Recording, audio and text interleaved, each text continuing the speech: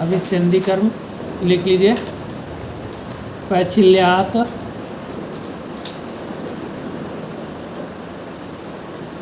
गौरवात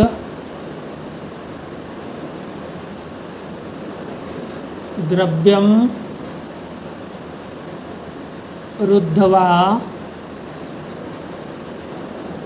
रसवहा Syrah. अगली line से धत्ते यद गौरवम धत्ते यद गौरवम तत्स्यात्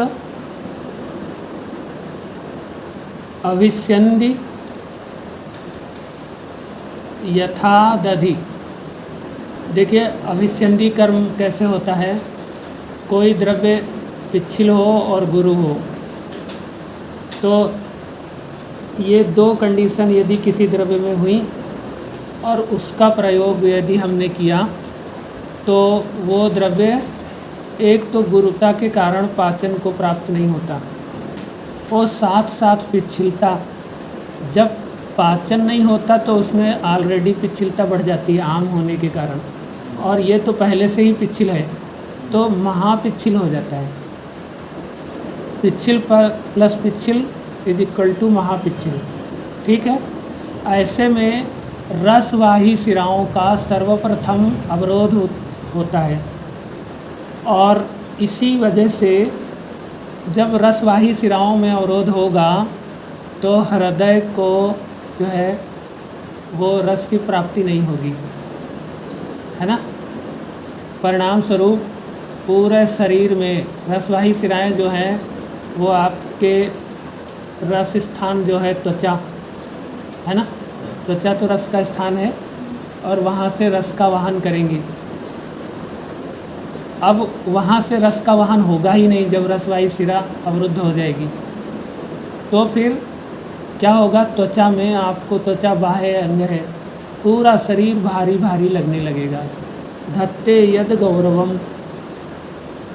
आप थोड़ा सा एक बार और ध्यान कर लीजिए कि हृदय कोशिका है और उसमें 10 धमनियाँ है ना, वही रसवाही सिराओं के मूल हैं। ठीक है, तो अगर कोशिकाओं में रस प्रवेश नहीं कर पाएगा तो वो कैपिलरीज में और इंटरसेलुलर स्पेस में भरा रहेगा। इसी वजह से सेल्स के ऊपर एक प्रेशर फील होगा और इसी से सेल के रिसेप्टर्स जो हैं गुरुता का अनुभव करेंगे, भारीपन का अनुभव करेंगे। समझ पा रहे हैं कि नहीं? इसी स्थिति को हम अभिसंधि स्थिति कहते हैं। समझ में आया कि नहीं समझे? सेल्स में इतना पिछलता रस में रहेगी कि वो सेल के पोर्स के अंदर जा ही नहीं पाएगा रस। वो प्लाज्मा जो होगी वो अति पिछल होगी, इस वजह से वो आपकी जो आर्टरीज़ हैं उनमें फुल रहेगी क्योंकि उसका फ्लो हो नहीं पाएगा प्रॉपर। वो तो आर्टरीज़ के ल्यूमेन में भी चिपकेगी पिछलता के कारण। अब गुरुता है तो उसकी गति वैसे ही डाउन हो जाएगी। कोई चीज़ अगर भारी है तो उसकी गति धीमी हो जाती है कि नहीं? yes. देखो हिरन बहुत तेज़ दौड़ता है, हाथी बहुत धीमे क्योंकि वो भारी है।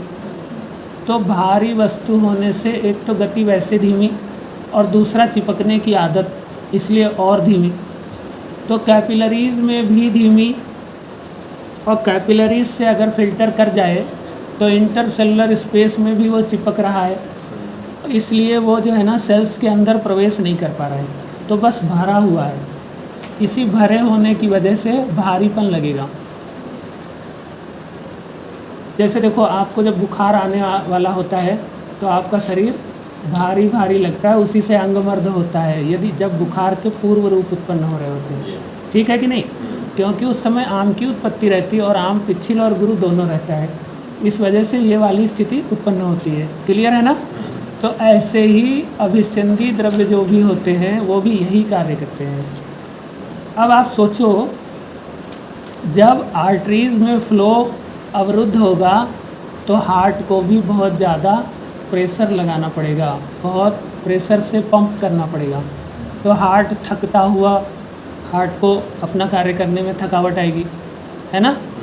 और शरीर में भी वही थकावट, पूरे शरीर में भारीपन लगेगा, तो फिर मन के उत्साह आदि में भी हानि होगी, है ना। क्योंकि मन रहता है कोशिका में, कोशिका हृदय है, और जब वहाँ ही कोई चीज़ नहीं पहुँचेगी, जब शरीर कोशिका के ऊपर ही खूब भार लदा हुआ है, तो मन भी भारी हो जाएगा। इसीलिए आपकी सारी इंद्रियां बोझिल प्रतीत होंगी। इसी को धत्ते यद गौरवम कहते हैं ना, इसी को गौरव होना, गौरव को धारण कराना कहते हैं। तो ये अभिसंधि द्रव्य का कर्म है, ठीक है। तो इसकी ज़रूरत कहाँ पड़ती है? ये तो अभिसंधि कर्म था। अब इसकी चिकित्सा में क्या आवश्यकता है?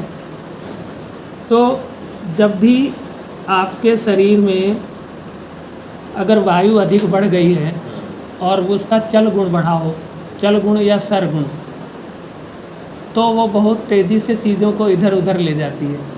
ऐसे में आप क्या करोगे? अभिसंधि द्रव्य दे दोगे तो वायु चल नहीं पाएगी। वायु का चल गुण जो है और सर गुण, ये दोनों गुण जो है वो अल्प होने लग जाएंगे। तो अति चल या अति सर गुण बढ़ा हो, जैसे अतिसार में सर गुण बढ़ा रहता है, और चल गुण का मतलब है जहाँ कोई चीज़ फिजिकली मूव कर रही हो, ठीक है। जैसे वायु के इम्पल्स बहुत तेज़ी से चल रहे हैं, या हाथ पैर तेज़ी से झटक रहे हैं, ज़्यादा आपको आक्षेप आ रहे हैं, तो ये चल गुण बढ़ा हुआ है, ठीक है। ऐसे में आपको क्या करना है? अभिसंधि द्रव्य देना है। इसके अलावा स्रोतों में अति प्रवृत्ति हो रही हो, अति प्रवृत्ति दोषों की, मलों की, किसी चीज़ की, तो वो तो गुरुत्वा से पिछलता से स्रोतस की गतियाँ रुकेंगी, ठीक है। अति क्षय हो रहा हो तो अभिसंधि द्रव्य दे सकते हैं, लेकिन इसमें जो है कब देना चाहिए? जब प्रतिलोम क्षय हो, ठीक है। अनुलोम क्षय में प्रायः नहीं देते क्योंकि उसमें अग्नि मंद रहती है। और इसके अलावा भस्मक रोग में अभिसंधि द्रव्य देते हैं।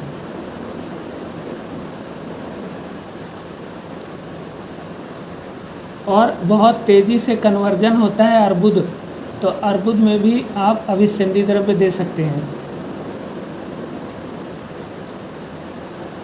और जहाँ मेटास्टेसिस हो रही है, यानी कैंसर जो है वो एक स्थान से दूसरे स्थान में फैल रहा है, तो उसको जाने मिल रहा है तभी फैल रहा है।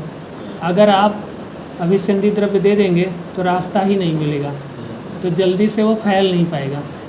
ख़त्म नहीं होगा भाई, लेकिन उसकी फैलने की गति जो है वो धीमी पड़ जाएगी, ठीक है। तो आक्षेपक रोग में, अपतंत्रक रोग में और मेटास्टेसिस में, ऐसी परिस्थितियों में आपको अभिसंधि द्रव्य चिकित्सा में प्रयोग करना चाहिए, ठीक है। तो इस तरीके से आपको अभिसंधि कर्म भी पढ़ा दिए गए।